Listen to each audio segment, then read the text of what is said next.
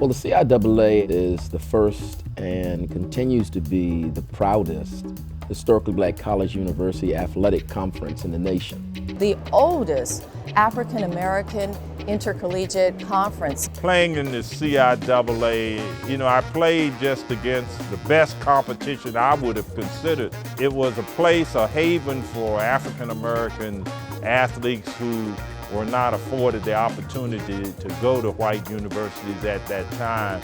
We're about legacy, we're about leadership, and we're about community. And so those three pillars are things that we live by every single day in order to give our student athletes the best opportunity to thrive in the sports that they love as being members of the NCAA in Division II. When you think about the CIAA, you think about black excellence. Watching the CIAA and the importance of what that is to our country, to the culture, to the sport, and the fact that they choose Baltimore for its home and its long-term home, it means everything to me. CIAA means everything to not only historically black colleges and universities, but to black people across the United States. These historically black colleges and universities, and when you mix that with Baltimore, one of America's blackest cities that has a deep, deep history and culture of blackness, right? When you think about Thurgood Marshall, Frederick Douglass, Elijah Cummings, black Baltimoreans, when you mix that with the CIAA, you don't get anything better than the CIAA in Black Baltimore for Black History Month.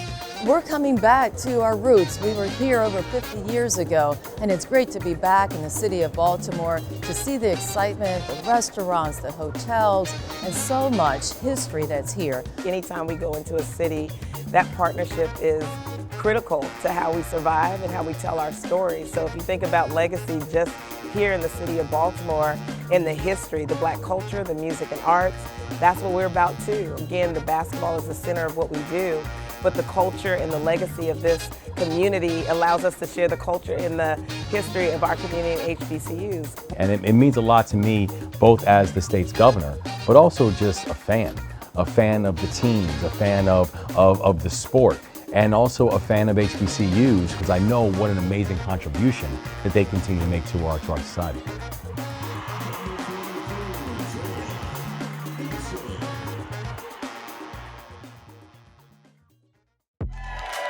Well, listen, we know we do sports in a different way. When you think about the bands, you think about the cheerleaders, you think about the alumni, the trash talking, the dancing in the stands, us coming together. This is more like a family reunion than it is like a basketball tournament. That's what it's about. It's about the opportunity for us to come together and celebrate each other in peace and love. The connection with Baltimore allows us to really connect our community and to align with our mission, not just by culture, but we want these students in Baltimore City and around Baltimore and in the state of Maryland and DMV to see all 12 of our member institutions as an avenue to get their education, and if they want to play sport, they can also play. The city is electric right now, so I'm proud of every part, from our streets to the conferences to the games. I love it all. But what means the most to us right now is engaging our businesses, engaging our students, and getting them excited about college and what the next level of achievement means. Well, look, the number one thing is we went after this tournament because of the economic impact it would have on the city and the state. A lot of money is going to be left in this community, tax revenue. We're very excited about that. But that wasn't the only reason we went after it. Great basketball, we want to celebrate, but also we wanted to connect to the community. The CIAA, of course, is not just about athletics or about education. It's about a celebration. This year, of course, we're celebrating women in athletics, the 50th year of Title IX, and celebrating all of the black women who have made incredible strides in athletics in the HBCU space, including, of course, our commissioner, Jackie McWilliams, the first commissioner of an HBCU conference who's a black woman, who's doing an incredible job and helped bring us to Baltimore. And so every year we celebrate something a little different. Sometimes we just celebrate the idea of coming together, but part of the CIAA is a celebration of blackness in the black community. The CIAA, by its very founding, was the only place that institutions, historically black colleges, could play competitive sports. And so the CIAA stands as, one of the first colored conferences. It's a space where we get to celebrate first and foremost athletics, sports, and the power of sports in the black community and in black higher education.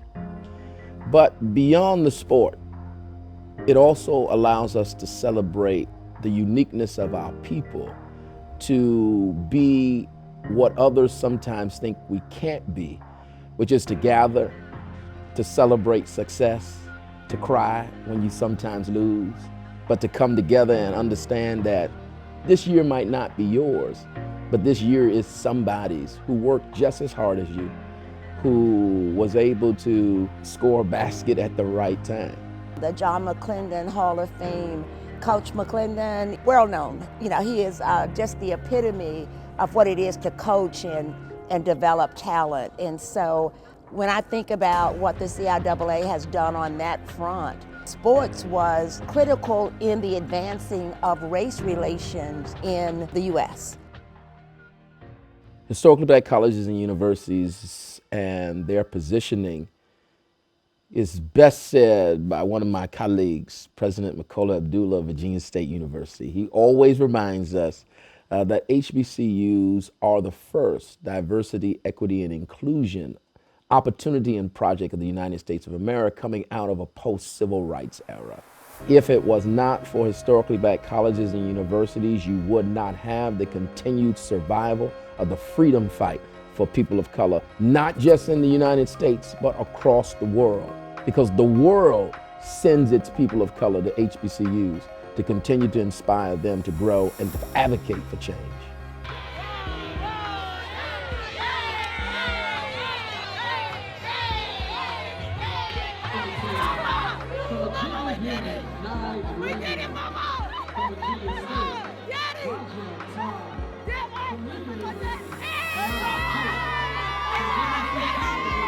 When you think about the history of the CIAA, and this is not just about athletics.